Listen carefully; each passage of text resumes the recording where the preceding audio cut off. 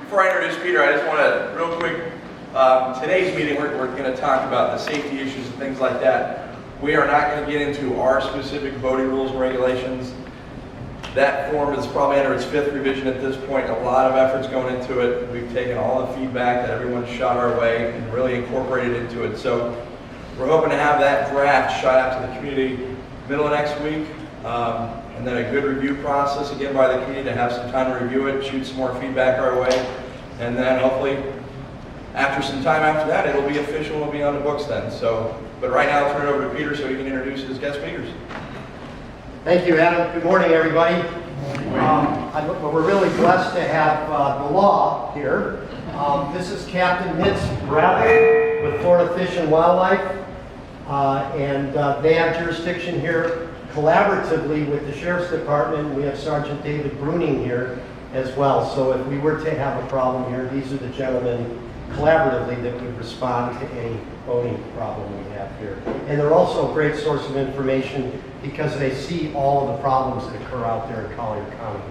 We also have with us Kevin Michael. Kevin is the Executive Director of the Water Sports Industry Association that I'm General Counsel for. And we have the Chairman of the Board, Larry Meddock, on a speakerphone here. His wife got ill a couple days ago and he was unable to come even though he was planning on being here.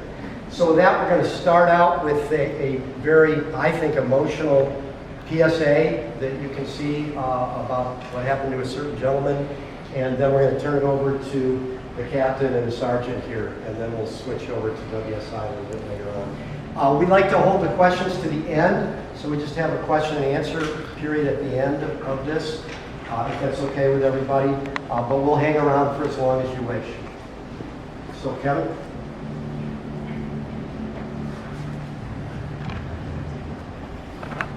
Was to do a cruise around the outside perimeter of the lake. Began the cruise, it was a dark night, no moon out. Maybe 2 minutes into the cruise where we had impact with a dock. And I don't recall the impact at that moment. I have no recollection of the accident.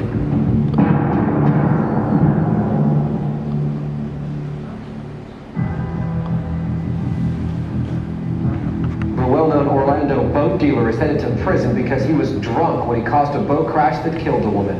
Mark Watts was just sentenced after a 6-year court fight. He smashed his boat into a dock on Lake Irma in 2006. Didn't even register in my mind at that point that I should have taken a few minutes and said, listen, I don't think this is a good idea.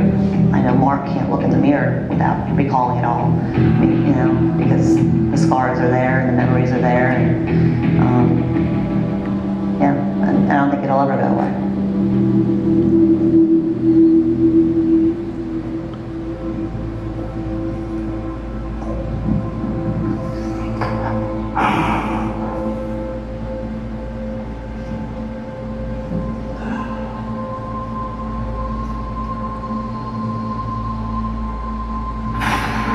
Just a few minutes it would have taken to make that decision.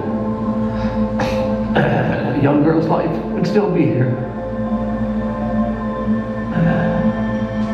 It's horrible to think that a mistake like this would cause someone to lose their life, and, you know, that young with so much ahead of her. And I know Mark deals with that every day. The separation from my family, my wife, being in here, it's devastating. You know, what I'm going through couldn't compare to parents losing a child. So I know that I thank the Lord that I'm still here, and there's a reason for me to still be here. Unfortunately, sometimes people just don't learn until it happens to them. And I see it even now with our friends. There's still people that drink and drive cars, drink and drive boats, and they see everything that we've gone through, everything we've lost. They're still doing it, and it infuriates Mark and I both. You do not want to be me. You must take the time to think about consuming alcohol and operating a boat. I know it's fun, I know it's a leisure event, I know it's recreational, but there's a seriousness to it that you cannot consume alcohol and operate a boat, because there could be deadly consequences.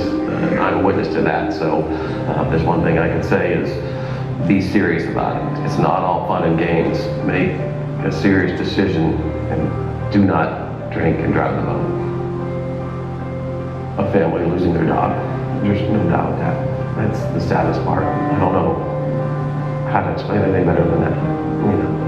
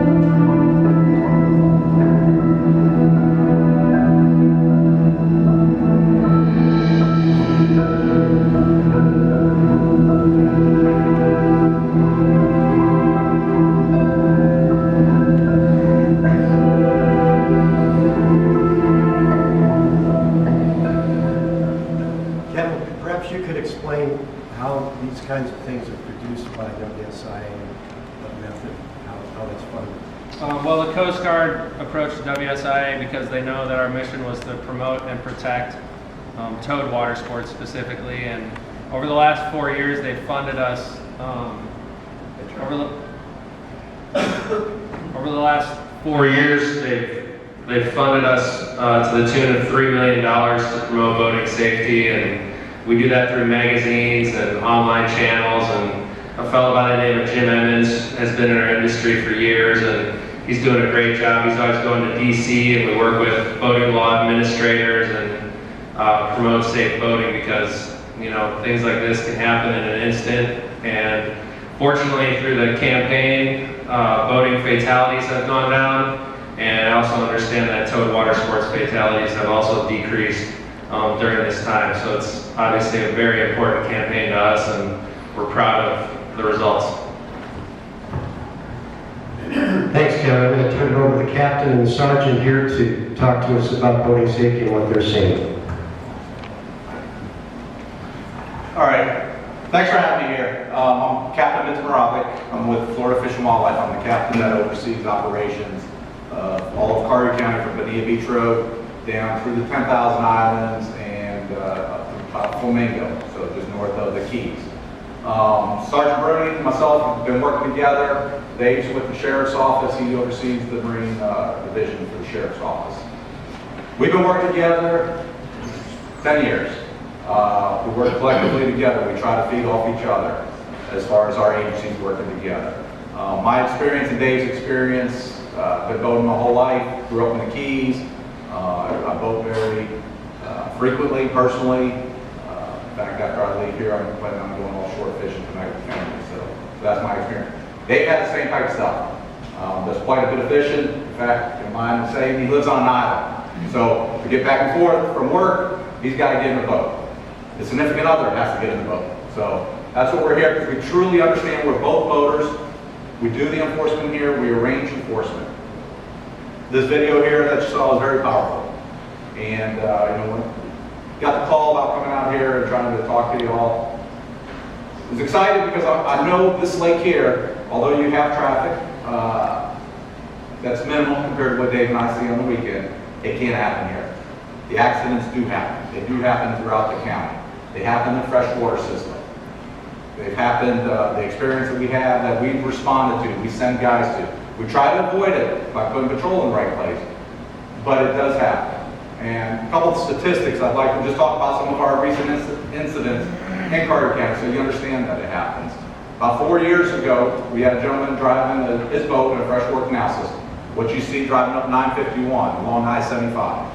And it was a boater, two guys in a boat, afternoon, 5 o'clock in the afternoon. Driving their little flats boat, went underneath a bridge, idle, took the boat down, idle, went under the bridge, switched operators, and the next time they went under the bridge, they decided, let's go a little fast. had a few cocktails in them. It was funny, one guy ducked, the second guy didn't. The second guy didn't make it. And that was in a freshwater canal system. Never thought I'd see something like that. Probably a year and a half ago, another situation, a John boat. We had 3 or 4 people in a John boat. The canal was as wide from here to the door. They went from one side to the other. No one knew how to swim. Overloaded the boat, no motor, pushed the boat across. Boat capsized, 2 or 3? 2 died. So that happened here in Prairie County. Another situation that we worked in one of the small not canals, a lake, was a gentleman in a kayak.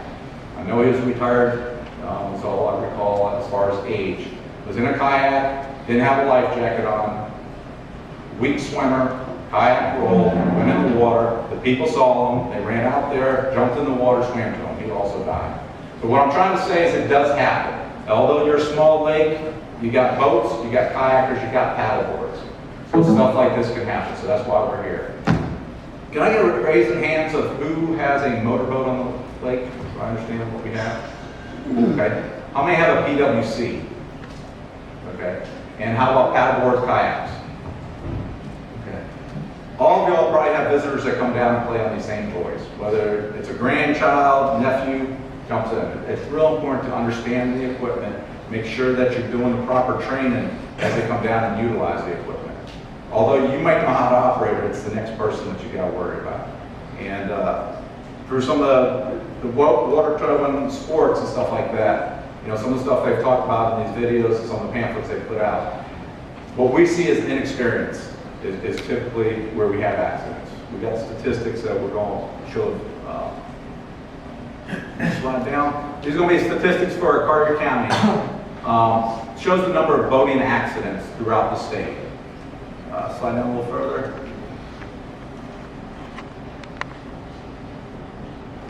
Carter County is in the top 10 for number of boating accidents. I think why we're so high, when you start looking at our demographics of what we have here, it has to do with Dave and I, that we're very proactive in pushing our guys to be out there.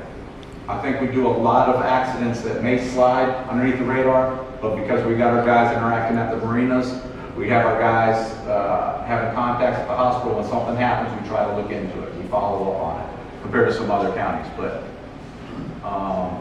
there it shows Carter County is number 7 as far as number of accidents that occur. And so many of those could be avoidable. So many could be avoidable with just a little good mariner, good knowledge of the equipment, attentiveness. So scroll on down a little further. Wait, go up one. It shows the time. Right there's the time. And that's the state statistics. But you look at your time of day of the accidents, 4 o'clock to 6 o'clock. Very high, very high. And I understand on the lake here, you got a time limit as far as when you can operate. But if you look at that, that's when it happens. To think about those incidents I'm talking about, the one where the drunk guy in the boat, that's when it happened. Another fatality that we had off Marco, it's the afternoon. You're operating for a while, you're a little brave, you've controlled your vessel for a while, maybe then a little more alcohol added to it, but it can happen. Let's go down a little further if you would. There's collision with a vessel, if you look at the total number. I know you got limited traffic here, but that's the numbers that happen. So should you be elsewhere too, you don't have that many vessels. But the next one up is collision with a fixed object. That's the one that I can see happen here. You've gone back and forth around this lake. If you've operated any amount of time, you know it. You think you know it very well. You have alcohol in you, or it gets dark, or just not paying attention, talking to the person next to you. A text, cell phone call, that's when it can happen. The bridges, it happens. A little further. Keep on. Keep on. There, right there. Leading cause, very last one, operator inexperience. right there. Proper lookout. That's just basically paying attention. Operator and attentiveness. Speed. Speed's going to be your other one that's going to have a major cause, what we see in the community here. Not this community, in the county. You know, Dave and I are not going to typically send our resources up here. You know, when I was asking Peter the number of traffic, how many votes do you have on a Saturday or Sunday? And your numbers are low. We're dealing with the hundreds and thousands. Have anyone been to Key Wayne, Ski Alley? What do you have there? You know, you got hundreds of votes, and that's just one little place. If we don't put our resources, collectively, we don't have our resources out there and be seen during the day, we're going to have a boating accident that night. We know it. Numbers have shown it. When we're busy elsewhere, we're going to have an accident, so we're going to be cleaning up. You know, whether it's someone hurt, something like that. So, How does age affect it? I think we can slide through, see if we can find something on age. It's right below. Was it? Operator age. 36 to 50. You need to interpret it for us, because many of us in the back can't read the things. Okay. And I'm in the front, and I can't. It looks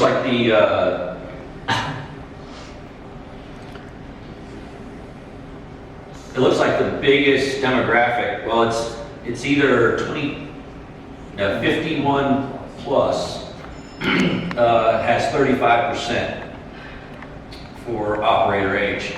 And then 36 to 50 is 29%, 22 to 35 is 23%, and the younger ones fall in beneath that.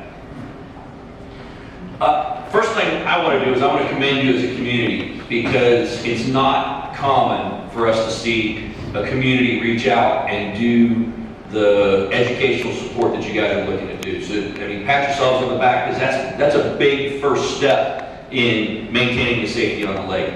The second thing I want to say is it's never, the worst thing that we want to do is respond to a boating accident, especially a fatality or serious injury. Our worst nightmare is to come and investigate a boating accident where there's a child involved.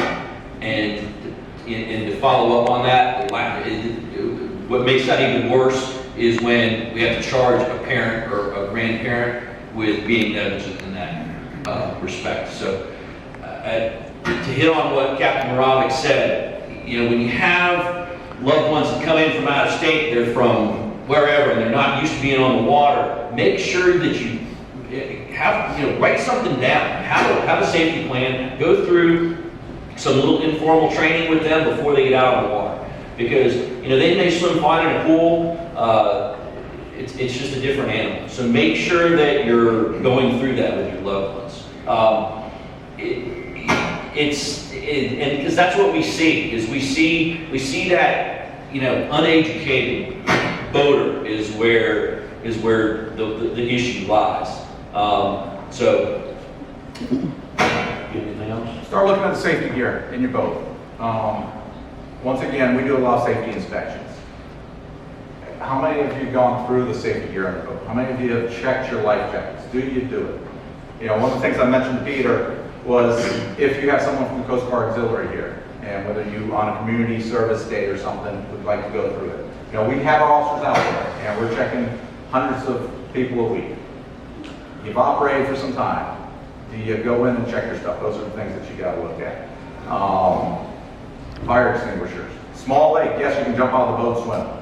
But does everyone get on the boat? Does the fire happen too quick? You know, those are some simple things. Of course, flares you don't need. Throw device. How many of you carry a throw device with you? Are you sure you have it? Do you know where it is? And then on the paddle boards and kayaks, how many of you all make sure that you have something there? Do you have it? Do you have it on? I'm sorry, stand-up paddleboard, if you have a strap to your ankle, do you need anything else? Yes.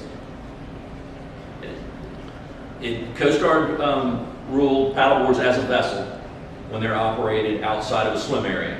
So there has to be a PFD on board and a sound producing device, even if the board's strapped to your foot.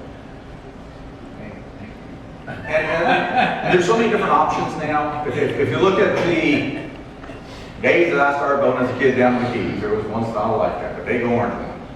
You look at the regular vessel type life jackets now, you got the inflatables, they're smaller ones. Some of the ski vests are unbelievable, and they're Coast Guard proof, you know, so they're thinner. It's not the big bulky life jackets. So there are options out there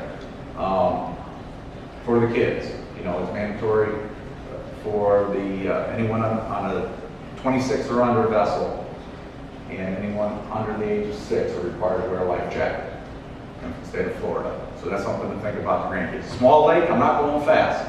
It can happen in seconds. I did see one of the pontoon boats.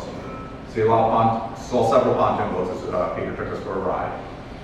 One of the biggest causes of accidents on a pontoon boat is young people sit on the bottom of the boat with their feet dangling over the side, touching the water. How many people have done it here? Has anyone done it here? How many let their kids sit on the front? It happens. That's one of my first accidents I worked. Saw a guy with his chest cut wide open. It was a 35 or 40 horse engine that did it.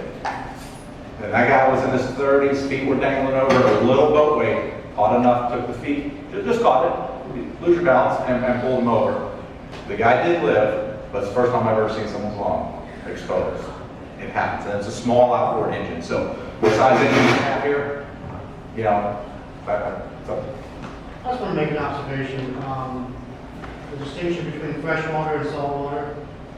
I lived on many lakes and I grew up in Florida. I can tell you, if your legs lock up and you don't have a personal flotation device in Florida, in freshwater, you're going to sink like a rock. In saltwater, you tend to float a little better, but in freshwater, you're going to sink like a rock. And I just say this because I just live in the lake. I have wake runners. I always do my best. But I see all these people on paddleboards. I'm thinking about it. And the best is on paddleboard. Is it required in Florida to have a vest when you're on paddleboard? It's required to be on the board. Okay. You do not have to wear it, but it has to be on the board. I'm just telling you, freshwater, you get in trouble, you're in trouble. And when you fall off one of those things, how many times do you get your wind knocked out of you? I mean, who's watching the news this morning? We have a boater that's missing, a 62-year-old male in Lee County that's missing. They found his boat last night in the middle of the night. Missing. You know, and if they found the boat, I only hope they're in the mangrove standing somewhere and someone hasn't seen them yet. So, once again, just last night this has occurred. So, but to be able to put that vest on, if you don't have it there, put it on. And you know, as Dave said about the guests, you don't know what the swimming ability is. They think they're strong swimmers. People don't make it ashore. They panic. One gulp of water. And then you take the other thing is, I mean, you know, the wintertime, that colder water here, those muscles are going to tense up. And, you know, it just takes a second. Just takes a second. Larry, are you there? Larry? Kevin, I'll turn it over. All right, we're going to put the microphone here and let you talk a little bit about towed water sports because we have a lot of towed water sports enthusiasts on our 3 lakes. So the microphone is now next to the phone. Okay. Well, first of all, guys, I'm sorry I couldn't be there. I think I heard Peter explain I had a very, very sick wife. I think the captain's doing a great job as well as the sergeant on getting what's so important. And I think they've already hit the top contributors to accidents, and that's driver or captain inattention to what's going on, as well as alcohol. Those are the 2 biggies.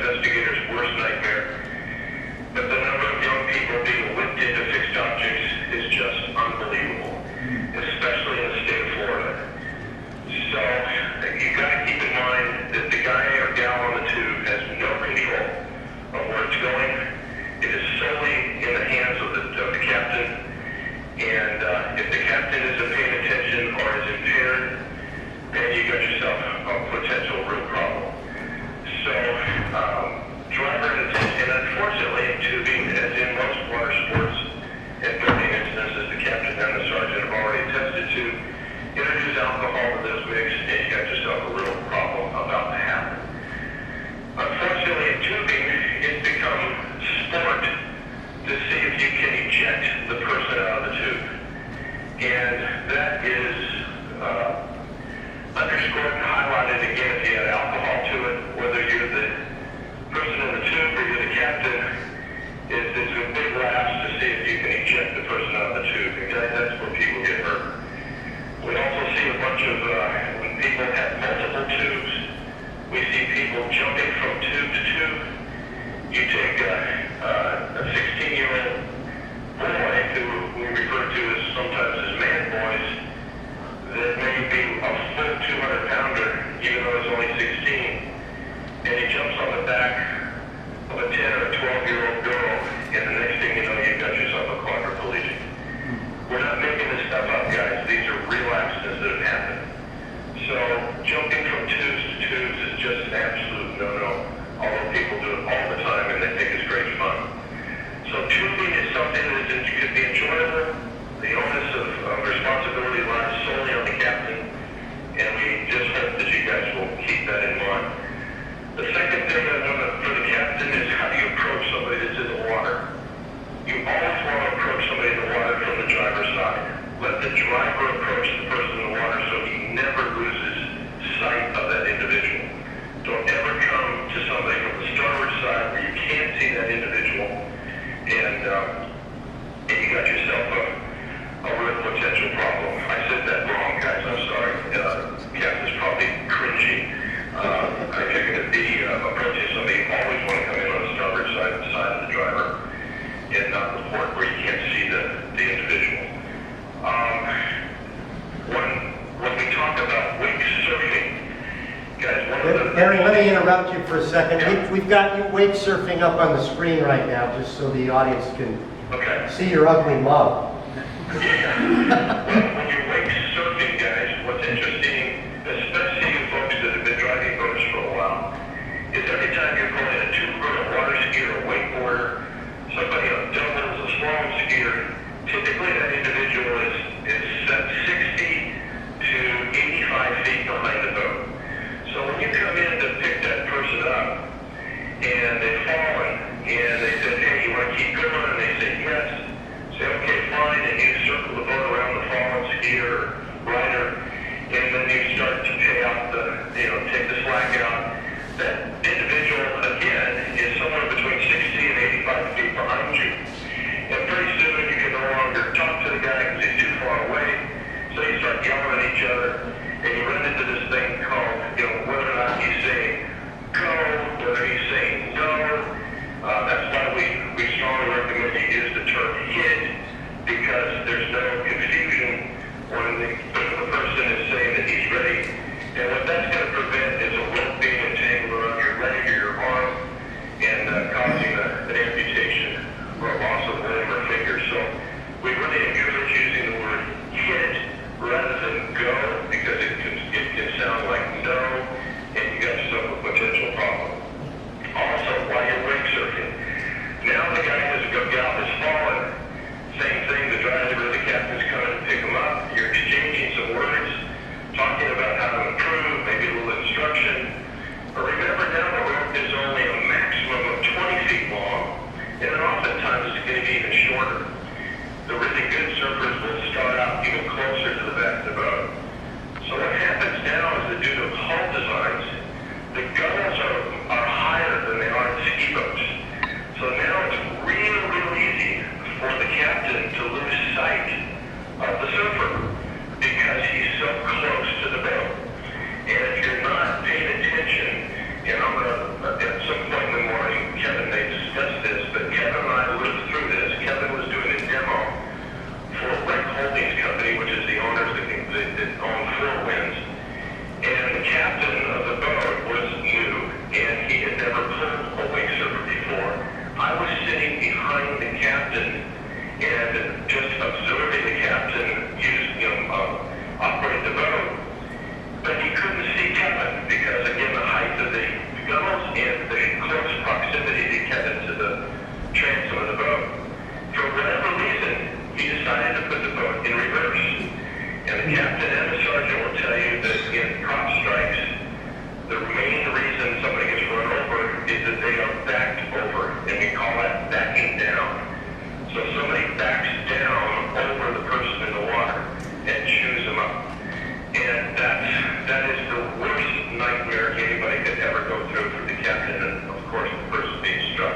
Fortunately, I can swim very fast. Paying much more close attention to the proximity of the wake surfer relative to the running length, because there's a very good chance you're going to lose sight of them. And if that captain is jawing and again add alcohol to it, if he's in there not paying attention and he slips that boat into reverse, you've got a real good chance of running over it. That's exactly what happened in my situation with Kevin. Kevin was in the water, this captain put in reverse. I was watching the path of the boat to make sure it wasn't going to run over Kevin. And once I knew Kevin was safe and clear, I mentioned to the captain, I said, Captain, you're in reverse. Where is your wake surfer? The guy absolutely freaked out. He was so embarrassed. He was so conscious of the mistake he had made, but he had done it, obviously, inadvertently. But it happens to experienced captains because it's totally different dynamics. Peter, those are just a few highlights. I don't want to take control of this thing. I'll turn it back to you. Thanks, Larry. Just to highlight what Larry said about tubing, I just finished 2 cases in California. One in Sacramento, actually one was in Sacramento, one was in King County, Washington. Tubing accidents. One was a 16-year-old boy in a 3-person tube, and one of the other kids, they hit a big wake, got up in the air, one of the kids came down on him, and he's a functional quadriplegic. These are, as tragic as the accident is, there's 7- and 8-figure exposure cases. And then we had one in Sacramento where they're tubing on a shoreline very similar to our rip wrapping here, and whipped the tube onto the rip wrapping into the rocks. And this 22-year-old is permanently brain damaged. He's about a 5th grade level for the rest of his life. So Larry's absolutely right. It happens. So with that, I'm going to turn it over to Kevin, tell you a little bit more about WSIA, and I think we've got to play. We're going to play a couple more PSAs and video tutorials so you can see some more safe tips and best practices. Thanks, Kevin. Thanks, Peter. First off, I just want to say, after touring the lakes here, that you guys live in an incredible location.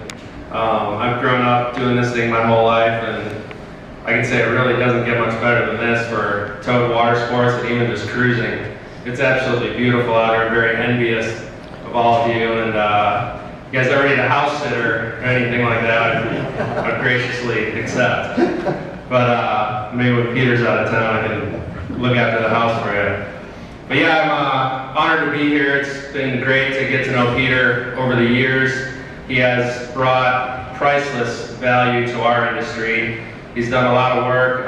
Most notably, he's written the language in every owner's manual and every inboard and V-drive boat on the market today. Also, every warning label that's on all our products, from wakeboards to water skis and tubes and everything. Peter's written the language for that. He also defends all of our major manufacturers if they find themselves in a courtroom. And Peter, what I've noticed and what we really appreciate about having him is he's the most knowledgeable attorney in our whole field, and he cares.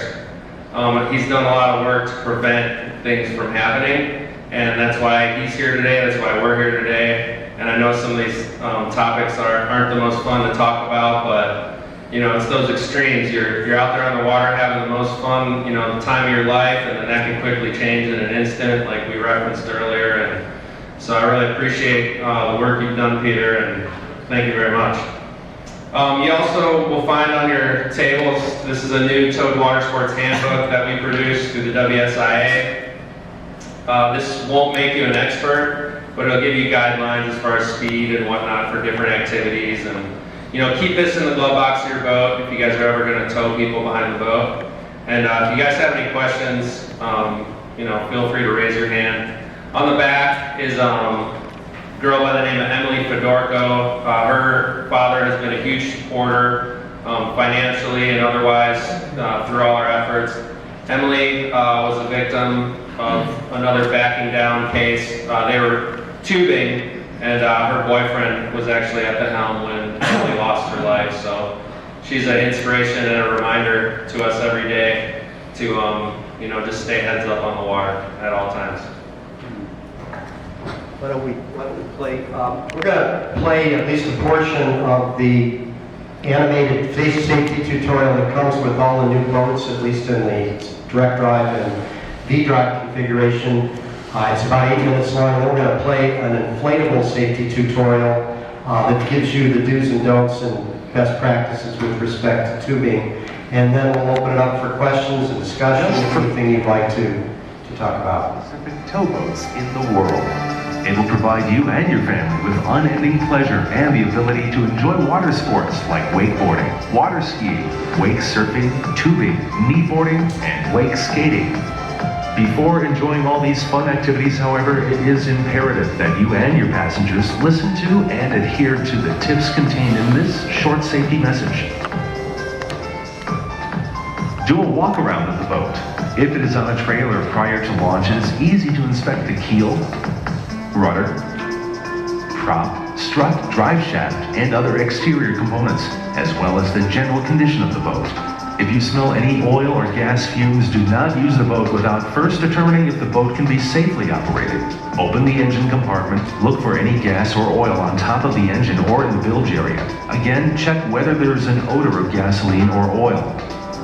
Check that the throttle and gear shift mechanism operates smoothly by applying the throttle in the forward and reverse direction. Check that the steering is smooth and operates all the way to the stops without any obstruction. Check that the fire extinguisher on board is fully charged.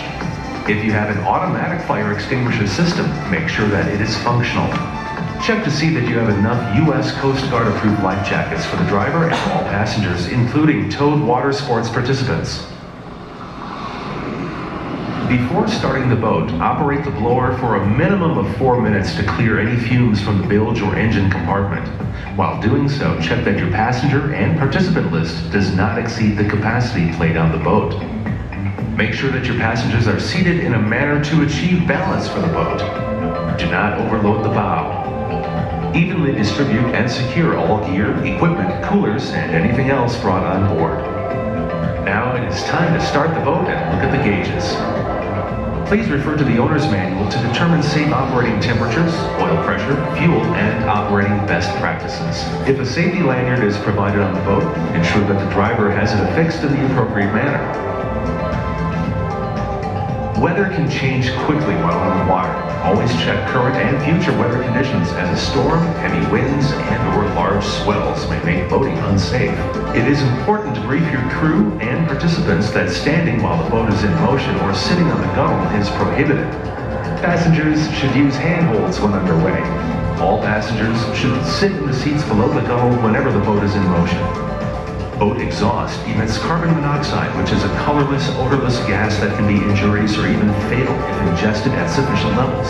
Keep everyone away from the exhaust while the boat is running. Prop strikes can cause the most severe injuries in boating. Occupying the swim platform or swimming around the boat should only be done with the engine turned off and the boat stationary and in a safe environment.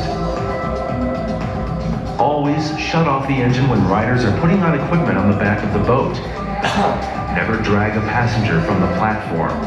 Putting the boat in neutral will stop the prop, but it will take a few moments for the prop to come to a complete stop. Because of the near proximity to the prop and carbon monoxide, be particularly cautious with wake surfing. If using aftermarket ballast, always count this weight toward the capacity limit of the boat. The tower is not built for climbing on and should never be used for diving or jumping. Alcohol and drugs do not mix with boating. No one should be in or around the boat while impaired. A good driver is always smooth in his or her movements with the throttle and the steering wheel.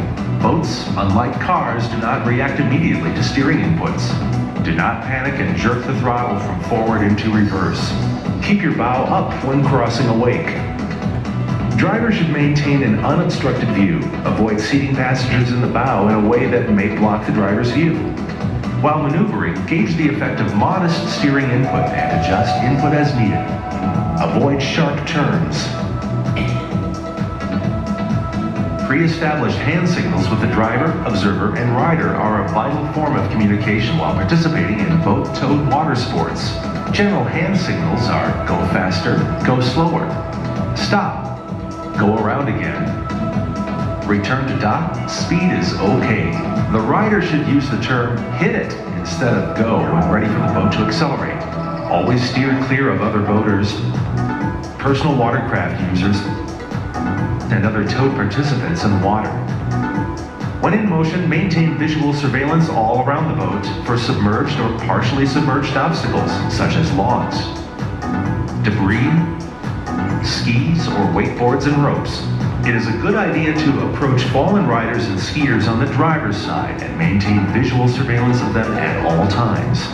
Always be aware that when a boat turns, that a towed enthusiast at the end of the rope will follow a different arc. Therefore, keep your rider clear of fixed objects and any other obstructions or hazards. And always maintain a safe distance to the shoreline. Remember, a rider will travel at a different speed than the boat unless they're traveling in a straight line. Know your waterway for shallow spots, sandbars, rocks, and other obstructions, and always operate the boat at safe speeds and in a safe manner. Be sure that the rope is clear of obstructions, the rider is clear of rope tangles, and the rider clearly expresses, "hit it," before applying the throttle. Injuries involving ropes can be devastating and should be avoided at all costs. You are responsible for your wake. Slow down and be sure and yield the right of way to non-motorized boats such as sailboats, kayaks, and paddleboards.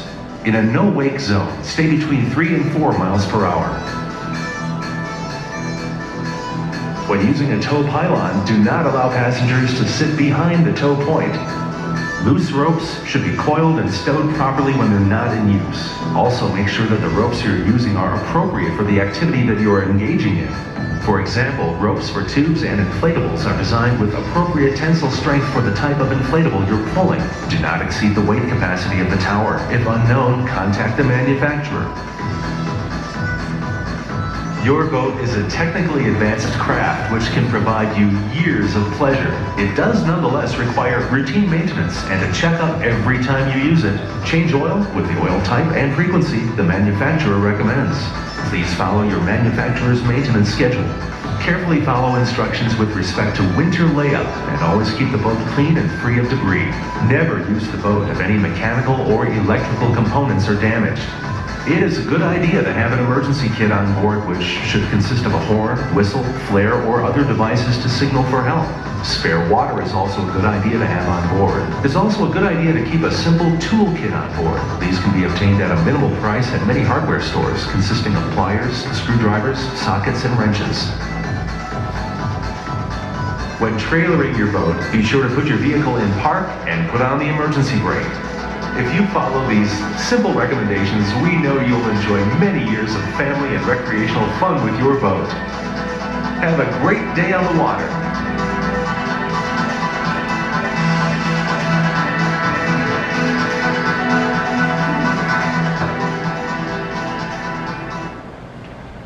Thanks for sitting through all that. I know this isn't the most exciting content, but just you guys being here really means a lot to us. Can I see a show of hands of you guys that are into wake surfing? I know a couple of you guys are getting out there. I'm just, from looking at the lakes here today, the WSI conducted our own wave energy study, and we determined, the effects of waves and the characteristics of waves. Wake surfing, the goal is to make a big wave. We're not going to deny that. We know what's happening out there on the water. So just on these waterways, I noticed on Stone Lake, there's a lot of room out there. So we recommend to stay right in the middle, as far away from shore as you can.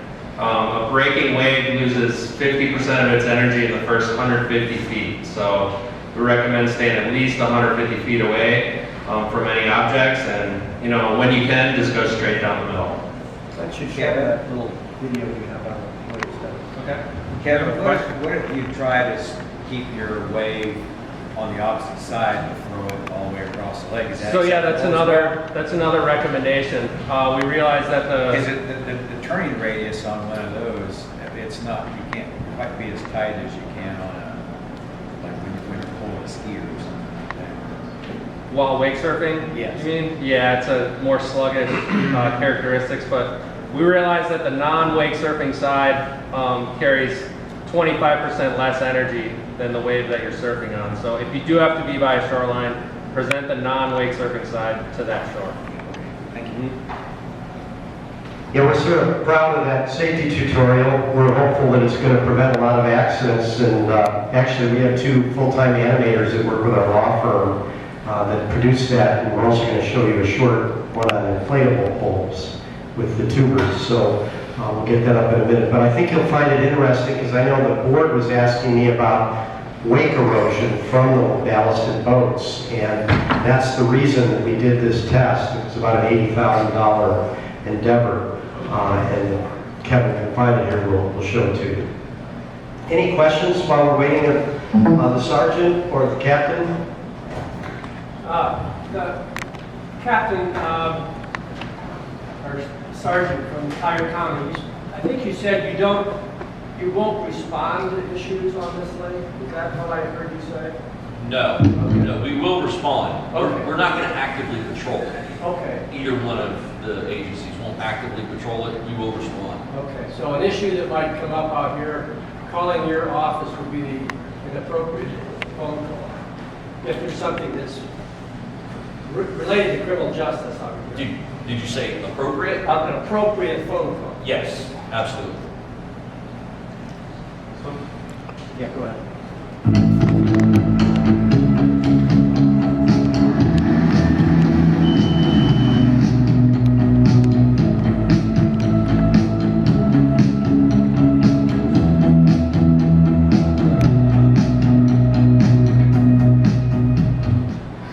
My name is Clifford Gowdy, and I'm an engineering consultant, and I'm specializing in measuring waves today. Hi, my name is Louis Gerard. I'm a software engineer. I'm out here at the Wave Energy Study of the WSA. I'm Kyle Rattray, and we're out here on the lake driving different wakeboard speeds and wave surf speeds to determine the different sizes of the waves.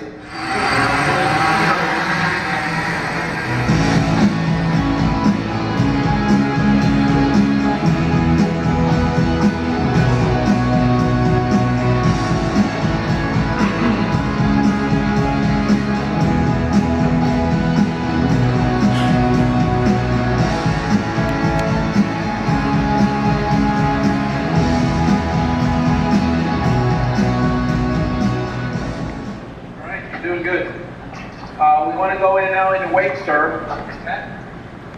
Same as before, limited give you your speeds.